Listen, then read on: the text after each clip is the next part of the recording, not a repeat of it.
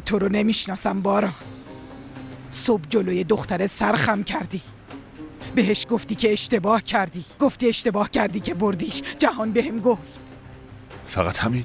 حتی اینا هم کافی نبود که خواهر دختره رو دعوت کردی بیاد خونه. فقط همین مونده که بهش کادو بدی. ببینم تو میخوای چی کار کنی باران. اون خواهرشه. اونا چند هفته است که همدیگه رو ندیدن. اونا این حقو ندارن؟ اونا حق هیچ چیزی رو ندارن. اگه بتونم با دستای خودم زنده چالشون میکنم.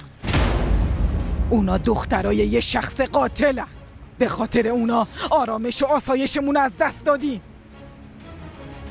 تقصیر اونا چیه؟ اونا بچه اون قاتلن. میدونی شأن و اصالت از اجداد آدم سرچشمه میگیره. پس گناه و اشتباه اونا همینه. اونا هم دخترای یه قاتل جانی هن. یادت نره که اونا مسئول گناه باباشونن. اون گناهی نداره مامان بزرگ.